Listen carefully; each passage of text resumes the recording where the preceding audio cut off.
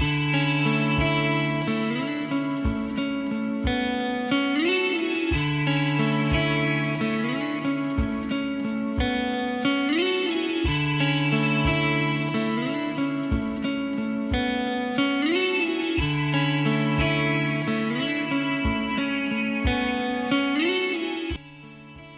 right, guys, welcome back to Uncommon Ground.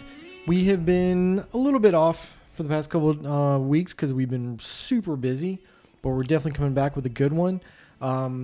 So the last podcast... How do you know that? Oh, I'm pretty sure it's going to be a good one. Oh, So okay. the last one, I was asking you a whole bunch of different questions about your background and your thoughts on everything and how you came to be. And people have been requesting now that you have questions for me. They have been questioning. They have been asking for that because they think you are much more exciting to listen to than me. So that's why they. Are you want sure about that? Yeah, that's it. They want you to be interviewed because they'd much rather listen to you. Why do you think that is? Well, I don't know. We shall see. And then after this time together, then we'll see whether their expectations were met or not. Do you think I'm just a taboo for them? Nah. So, well, we haven't introduced ourselves because we might have somebody who's joining us for the first time. That's true. So we are Uncommon Ground. I am Mike Wright, and to my left is Pastor Sam McGregor, and he is the pastor at Allison Creek Presbyterian Church here in Rock Hill or York County. And I am a non-believer, and we have conversation to, I guess, get a common ground on how we think about things.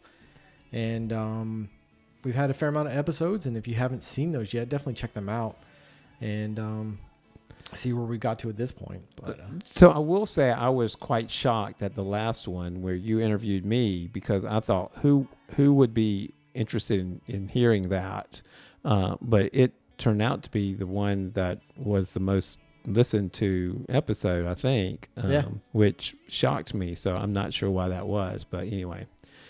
So, Mike, you want to share a little bit about your background, and then we'll kind of go from there. I mean, where do you want me to start? Just wherever you would like to start. Well, I don't have a religious background as such as like you did. Growing up, my parents did go to church. My dad grew up in a church. My grandfather created a church. Or formed a church. I don't know how you'd want to say that. But he built it from the ground up. So, I mean, there is religion, faith in my family. But I just did not have that same path. My parents did not baptize me. They let me have that choice. And I had been to churches growing up. Ones I'd went to when my parents would go to church. I would go along when I was a child, basically because I had no other choice. And then as I was older, I did go to churches with my friends because they would invite me. What ages are we talking about? I mean, all kinds of ages. I mean, when I was a little kid, I mean, between the ages of like 0 and like 6 or 7, I didn't really have much of a choice. I wouldn't be allowed to stay home alone or anything like that. So I had to go to church and went to like the Sunday school kind of things when everyone else was sitting listening to everything. And then when I was probably teenagers, it's probably hard to think back so I assume it was just a part of your life and you just did it and you didn't think anything different about that. We're going absolutely. to church. I'm going to the Sunday school class. They're going to teach me. I'm going to engage and that's just what I'm supposed to do or just what we do. I mean, It was one of those things where like at that age, I would go there with my peers of the same age and we would play blocks and I'm sure they would read from the Bible and stuff like that. But I think but you just remember playing with the blocks. Yeah. Okay. That and crayons and all that. Okay. But I mean, when I was a teenager, I would, some of my friends did invite me to their church. Some of it was also just because like we would like do sleepovers or whatever. And then if it was like a Sunday morning, their family would go to church and they're like, just come on with us and we'll drop you off at home later or stuff like that. So where was what town, what area? That would have been Manassas, Virginia. Okay, Manassas, Virginia. Which is in Northern Virginia. Yeah. Just south of D.C., about 30 minutes south of D.C. Right. So you would be invited. Do you remember what kinds of churches they would be? Do you remember any of those experiences as a teenager in some of those churches that you were invited into? Yeah, one of the churches was a Baptist church. Another church was a Catholic church. That's kind of a contrast. Yeah. So were you able to kind of wrap your mind around the differences in what you were experiencing at those two places? I will say this, as far as what they're trying to tell you, it sounds about the same because they're trying to get you to open up to God and things like that and show, what your faith is and stuff. But I will say that the Catholic Church lasts a lot longer. It's way more boring.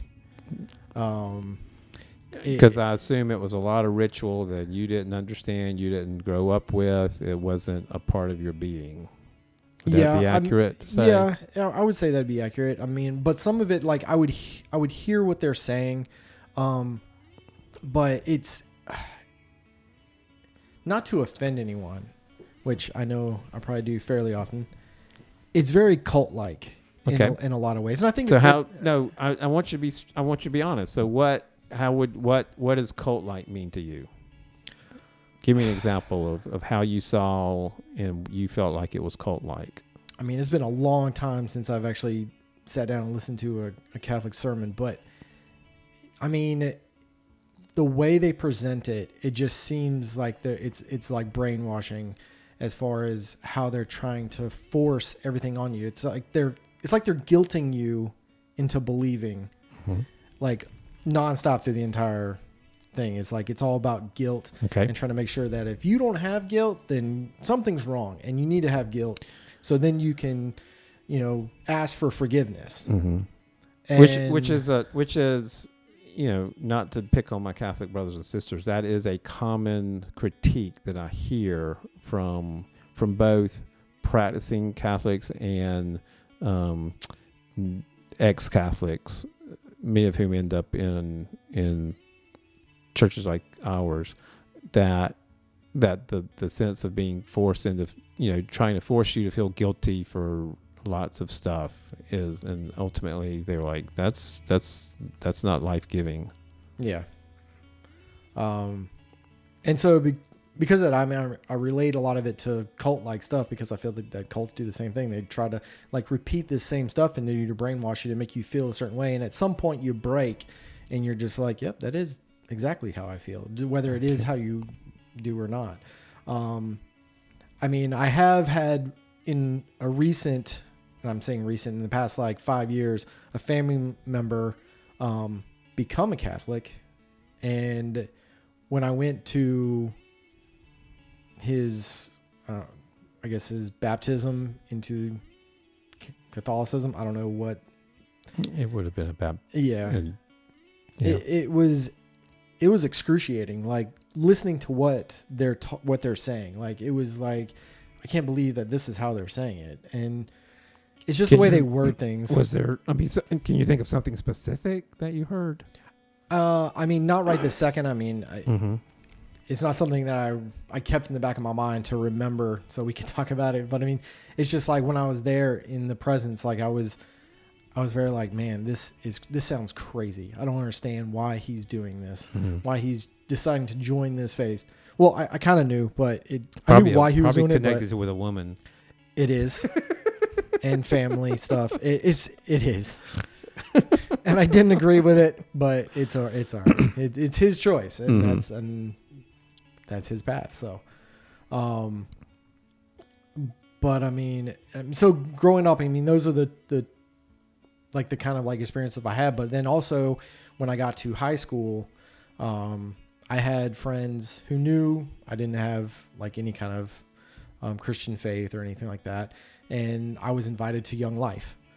And it's one of those things that, just to go out and hang out with your friends, sometimes you'll be like, yeah, okay, sure. It didn't really bother me. I listened to people talk. It didn't like upset me. It didn't like make me go into seizures or anything like that. It was just like, I'm going to hang out with my friends, and after we would do all of our Kumbaya songs and stuff like that and talk about stuff, we would go out to McDonald's or Taco Bell or hang out. It was just fun. Mm-hmm. And so I did it and I joined it. And to what age are we talking now? Is this I would say between like 18, 16 to 18. Okay. So Yeah. this is high school. Yeah. Okay. And I did that for quite a while, and I had fun, and people engaged with me and asked me my thoughts and all this stuff, and some people avoided me, but that's okay. Because they thought you were a Christian freak? No, they thought that I was like someone in there coming to like try to affect their belief and stop them from. So it was Christians who you felt like who would avoid you, because you felt like you were challenging them beyond where their comfort level. Okay. But a lot of the leaders, I interacted with a lot of the leaders, and one of the leaders, Mark, he was like probably the one that would try to challenge me the most. He would every week, he would come back with a question for me, and try to question of the week for kind of debunk my thoughts on things, and then I would come back with a rebuttal, and we would go back and forth, and it did help create friendships. So I do enjoy the time I had in Young Life, but it was not something that I would go there and I'm like, oh, I'm here to praise God. I would go there to support some of my friends and enjoy it afterwards and things like that. Mm-hmm. And I enjoyed the conversations too. So that was a lot of it. Okay. And then after that, I just went to college and didn't have anything else on that. So in college, did you have any experience with the religious group at all? I did not. The closest thing is probably that I got accepted to a college that was a Christian college, but I did not take it because after I got my scholarship to there, I realized that 90% of my classes were going to be religious studies, and that's not what I wanted to go to school for. And so I backed So why out. did you go to this particular college? I had received a scholarship for my music. Okay. I played in the orchestra back in high school and stuff like that, and I was a cellist, and I did enjoy it. I thought I was pretty good, and everyone thought I was probably amazing. I was not Yo-Yo Ma or anything, but I thought it was pretty good, and I applied and went to the school for my audition, and they gave me a scholarship. But after sitting down and speaking to administration and all this stuff and seeing what my courses would be, I decided not to take it. I assume this would be a conservative Christian school, or what I would describe as a conservative Christian school. I don't know how conservative they were. Not. It was Chowan College in North Carolina. I've heard of that. I'm going to do a little research after this. It was a nice school. It was a very pretty school. So they accept. You're an exceptional cellist. They give you a great scholarship. You think, oh, great, this is, and so without really checking into the theology of the school or the Christianity of the school, then when you see it, you're like, ooh, wait a second, this is a little too much religion for me. So then you don't go there. So then what do you do? Do you go somewhere else or? I stayed in Manassas and I just went to community college. Okay. I was going for I was basically going for my studies to be a police officer. I was doing like my sociology and a whole bunch of other stuff to become a detective or something like a specialty in a police officer thing. And then I was doing that for a while, and then my mom did not want me to be a police officer, even back in the day. And she found this school that was a graphic design school in Raleigh. And so I applied for it. I did a little drawing and stuff like that to get in, and they gave me a small scholarship, and I went in there, and I was there for 18 months because it was a specialized school, so I didn't have other things to study. And then I graduated from that, and then been doing work ever since that. So So then, in worship today, we were exposed to somebody that I described in the sermon as spiritual but not religious, that being the Ethiopian eunuch, who was reading scripture, which ended up being scripture out of Isaiah, when God sends Philip to him. And so then this conversation starts between Philip and the Ethiopian eunuch, where the eunuch is reading something and doesn't understand it. And so Philip interprets it through Christian eyes. Would you describe yourself as spiritual but not religious? No. So how would you? So somebody who would be spiritual but not religious would be somebody who has questions about some kind of larger being, or does some practices in some way that seeks to connect them to something outside of themselves.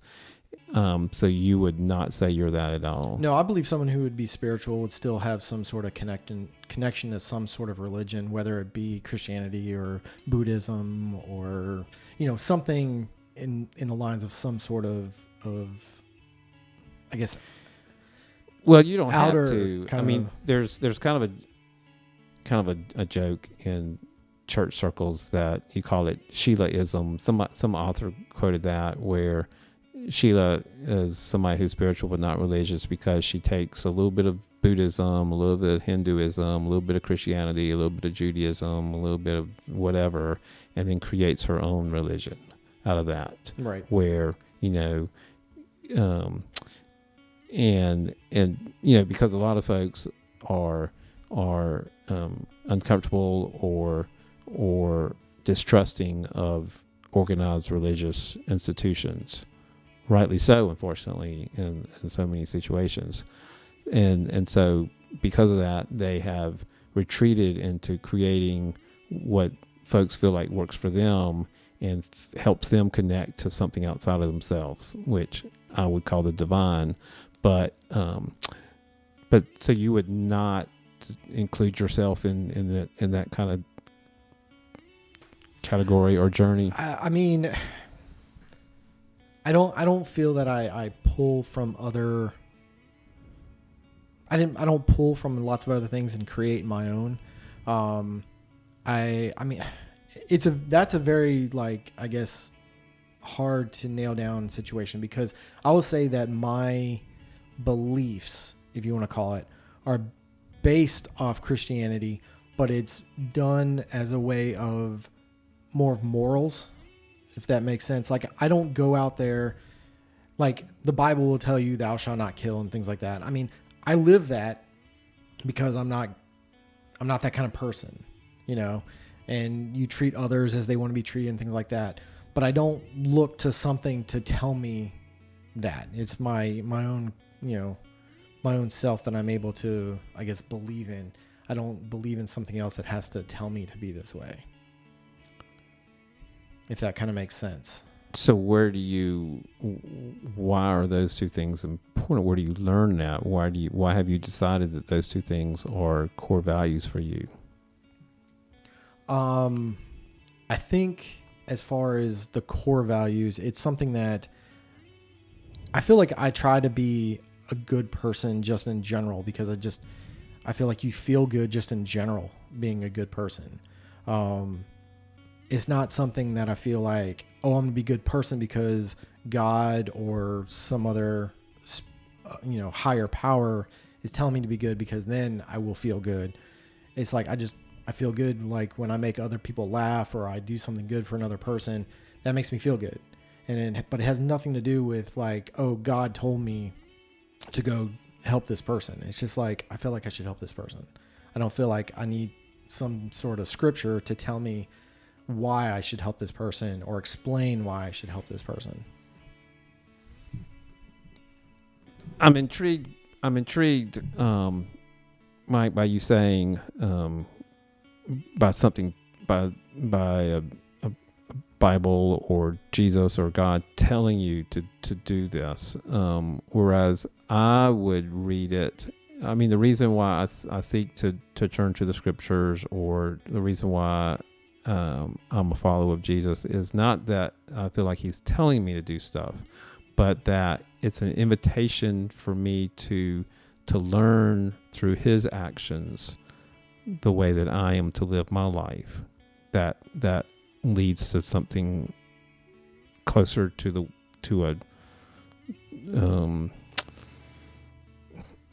closer to God, but that's not going to be language that's going to work in this conversation. But again, I am turning to those sources to help me, because I have, I turn to those resources not to say that they are telling me, but that they are guiding me, giving me possibilities for me to be more what God wants me to be. But I'm intrigued by you using the language that they're telling, that it's a pushing, I would almost say kind of a oppressive kind of sense that religious texts tell you what to do.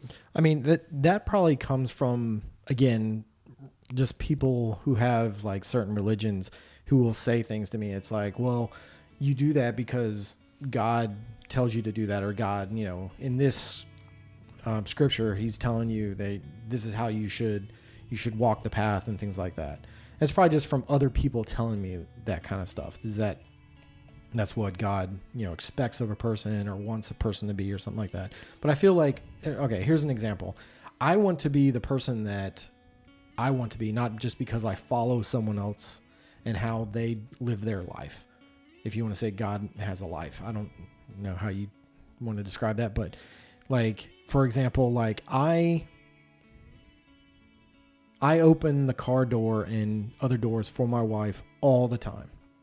Like That's being called a good Southern gentleman, no. Michael. This is what I'm saying.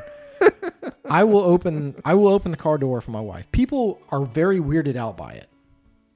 But there are people who watch me do it consistently, and I will do it every time. And like, for instance, my I'm not going to say his name. Someone I know, he watched me and then started doing it for his girlfriend. And the only reason he did it is because he saw I was doing it. But after he was done courting his girlfriend and getting into the next stage, everything stopped.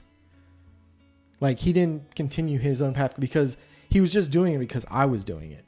Because I guess he saw me and he just wanted to replicate it because I don't know what his thought was. I can't get in his head. But when I saw him stop doing it, I know he didn't do it because that's the kind of person he was. He did it because he was seeing someone else do it and he was trying to follow that path. And that's not what I do. I don't follow someone else's path just because they're doing something. I will have my own path and I do my own thing because I feel like that's the way I am and the way I'm going to do it. See, I think psychologically I would challenge that. And that's where I don't think we're as self-autonomous as we think we are. I think our experiences in life, we replicate things whether we acknowledge that or not. That we choose to act in such a way, either we become like our parents, or we are trying to rebel against our parents, or rebel against some prominent experiences in life. And so I don't think we're as self directive as we think we are. I don't know why I said that, but I just did. No, that's fine. I mean, I don't know. It's just, I feel like that's what I wanted to do. You can ask my parents. They will tell you they don't know where I got it from. Got what from? Like opening the door and all that other stuff. You must have observed that, because you would not internally think to do that without observing somebody do that.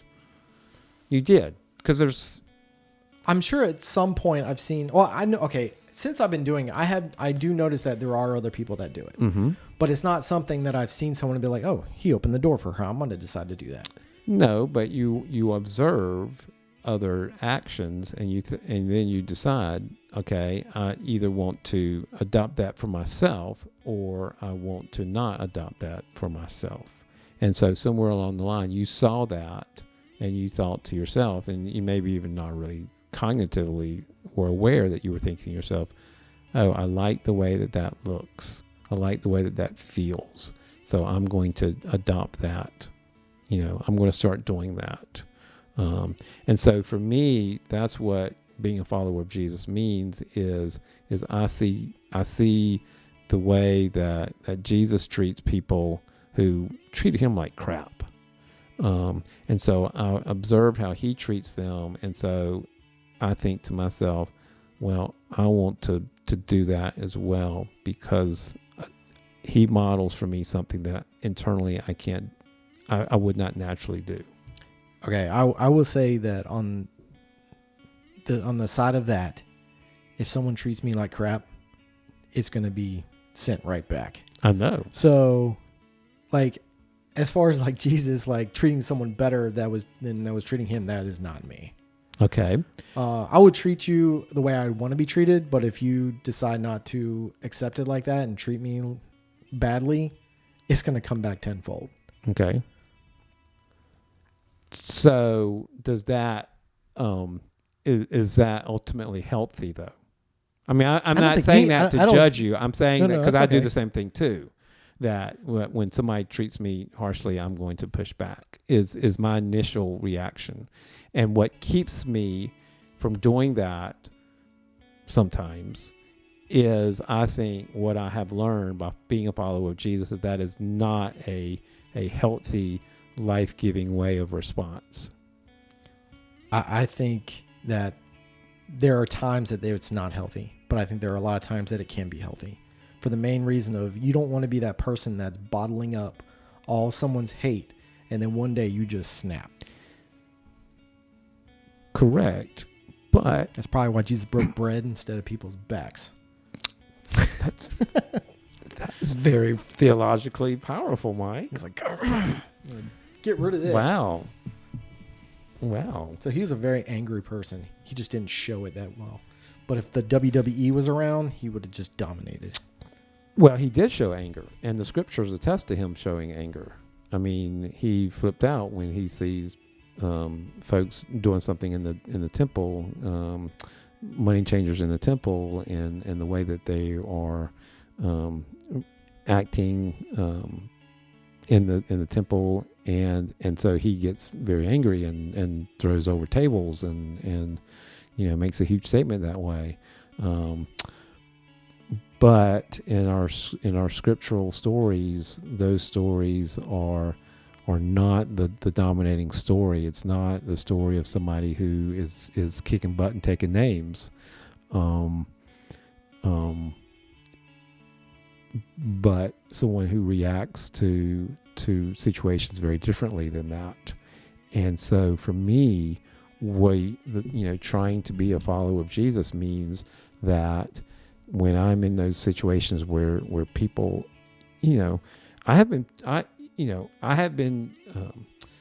in my opinion, mistreated by some people that I trust, and that happens as a church leader. I don't have to explain to anybody that churches are not pure places, and there are lots of experiences that I've had where people who are good Christian people who have done some pretty harsh things, in my opinion. But what I think keeps me from going down a track of, well, I'm going to get back at you, and I'm going to make your life hell, is by seeking to follow the ways of Jesus, that keeps me 9 times out of 10, because I'm not perfect, I'm going to fail, but keeps me from reacting in a way that amplifies the situation and makes things worse, rather than responding in a way that is forgiving, is continuing to live my life in a faithful way, even when I have people who are coming at me. Okay. Are you saying that that is not a way you would want your life to be, so that if somebody treats you like crap, that what is more life-giving to you is to go back at them? I will make the playing field even again. When you have done that, what has been the results? I can move on to the next part of my life. Like, I feel sad. Like, if I don't have any like examples, but I mean, if someone really wronged me, like horribly wronged me, that I have to right it, I would make sure that it's good in my past, but everything is square, because if not, in the future, I'm going to be still thinking about it and just going on and being like, I should have done this. I should have done that. Why didn't I just take care of this at the time? And it's just going to fester in me thinking like I should have taken care of it. And so if I take care of it in the past or in the present at that time, in my future, I feel square with myself that I'm done with that part. Can you give any example where you feel like you've done something, you feel square with that, and you've moved on?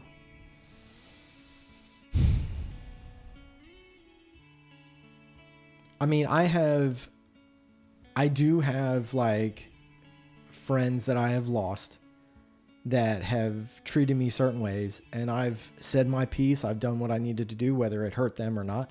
And I've been good about it. I've lost those friendships, but I know that those friendships were over. That part of my life was done, and they were in my life for that part of the time. But now I don't worry about it anymore. You said something out. You were good about it. What does that mean? Like, I feel good about my reaction, about my whatever my action was to it. Like, let's see. It's hard to give examples because a lot of the stuff, like once I'm done with a situation or a person, you're done with them. I'm done with it, and I don't go back to it unless someone like reminds me of it, of like specifics, and then I can be like, oh yeah, that. Well, and but I guess most of the time I'm done with it. Well, so. I guess though I've learned, burning bridges is that can come back to hurt me if I've burned bridges. That seeking to be open and maintain openness in relationships with people, even people who have screwed me over royally. And there are people who have screwed me over royally, and people in the church, that have screwed me royally. But I choose to maintain relationships because I don't think that it helps any of us to burn bridges or to try to get back at them the way that I feel like somebody has come after me for whatever reason. So I lost the point that I was going to make, and it was going to be so profound. It was going to change everything. It was going to change everything.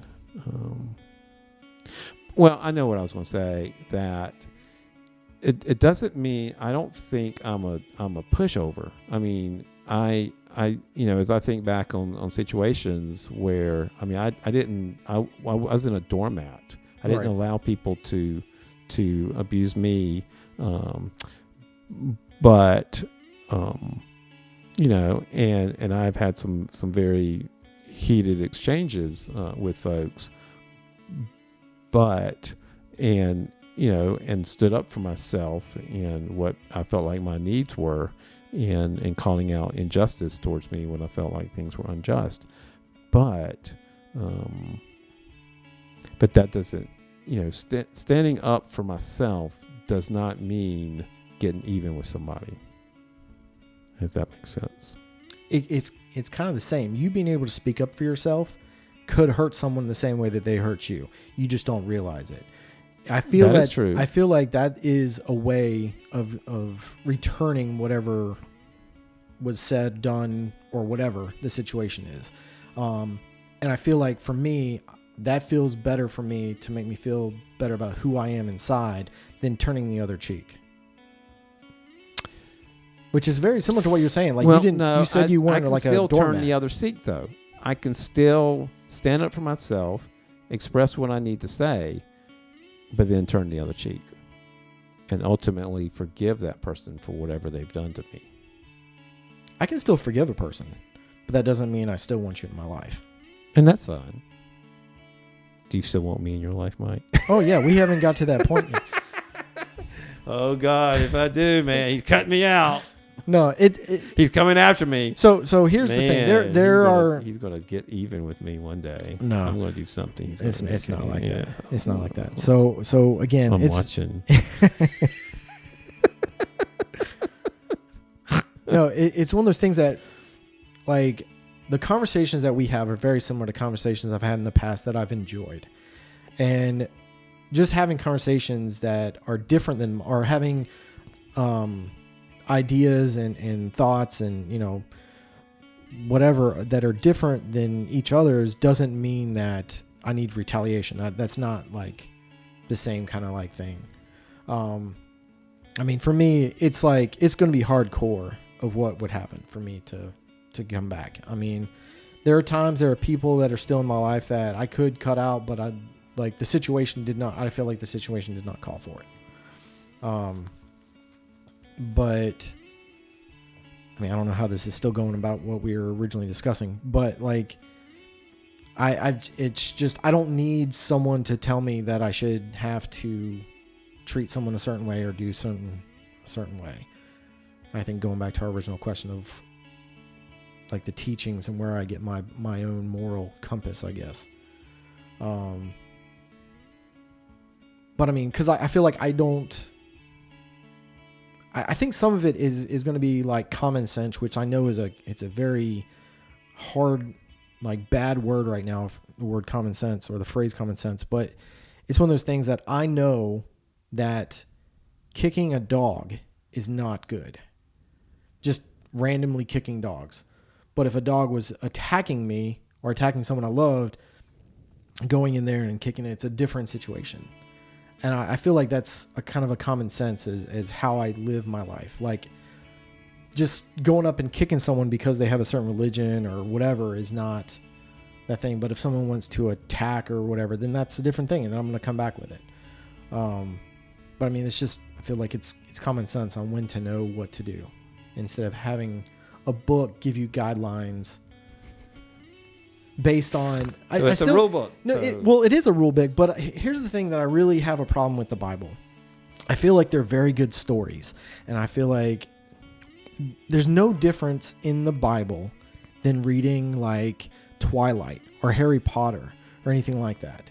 It's like stories that human, has come up with and written down. And yes, they've been told, over times and passed along, and people write their experiences. But I feel like I can write an experience and put some spiritual stuff in there and people would believe it. And that's where I feel like a lot of religious is very cult-like, because I think I could start my own religion and people would follow me. You could. And people would just bow down to anything I say. And that's the problem I have with it, is that people are so, like, just so much of a follower because they're so lost in their own world, because they don't have, like, they don't believe in themselves to be able to take that opportunity to be like, you know what, I'm going to do this today. They have to have someone else to tell them what to do. So those of us who are followers of Jesus are suckers? I don't think you're suckers. I think you have your own beliefs, and I am fine with that. But I don't want people to think that, like, I don't like religion in the fact of, like, I think it's just all fake. I enjoy, like, Harry Potter and reading books. I enjoy that stuff. No different than reading some of the stories from the Bible. I don't mind, and I enjoy some of the stories. I like watching some of the movies that people come up with. I think it's great. And I think that there are people who are so obsessed with things like Harry Potter, they also get into it too deep and things like that and follow it. But you know what? That's fine. That's why there's conventions. That's why there's things like that. And I feel like that's not much different than going to church, because you're sharing equal, like, minds with people around you. Well, it's about sharing a common language. Right. So you show up at these Star Trek conventions, don't you? I have never been to a Star Trek convention. I think it would be fun to go to one. See, I could see you wearing the little symbol on your chest, and maybe some pointed ears, and showing up in a Star Trek convention. You have showing up at church is like being at a Star Trek convention. That's what I've learned today. Well, you said Star Trek. I did not say Star Trek. So I think we know where you'd want to go. But Actually, no, I mean not. it's a sharing of minds, and I'm fine with that. I think it's one of those things, though. I feel we need to be individuals in a lot of cases and not like follow so deeply in certain things. But I mean that's my thought on it. I mean I know everyone has their own thought, and I don't like that when people go too hardcore and use it as a security blanket. And anytime you say anything at all, they have to come back to the Bible or the teachings of Jesus or whatever they want to say it as, and they always will relate anything you say to the Bible. All right, we're going to end it right there, because that's going to be our next episode. Is what you just said. So because I think I would love to explore that. But okay. So everyone can have their blankets. So everyone can have their blankets. Their security blanket. Their security blanket. So Yep. That's what the Bible is a security blanket. Yep. Okay. All right. We can talk about that. Okay. I feel like you have more questions though too. I do have more questions. So let's just end this here. And so now that will just whet the appetite for the next one where I'm listening more to your wisdom. I don't know if it's wisdom. I don't know if it is either. It's conversation. It is conversation. We're listening to each other. And I like it. I enjoy it. That's what I like. Enjoy it too. And I think that's why I think this is an effective podcast, because unfortunately, folks like me, folks like you aren't able to have these kinds of conversations and truly listen to each other. And so that's why we're providing this, so that people can listen in and learn both, perspectives that I represent and perspectives that you represent, and so that we can learn and grow. Yeah. So, all right. Well, we will wrap things up there. And so thanks for joining us today, and we will look forward to seeing you next time. Hopefully not as long as it's been since the last time we've been able to get together. So definitely. If you guys have questions, like for the next one, if you want to ask me questions yourself, send them in to Sam or put them in the comments or whatever, and I will answer them as best as I can. So. Okay. Sounds good. All right. Thanks a lot, y'all. All right, guys. Take Later. care.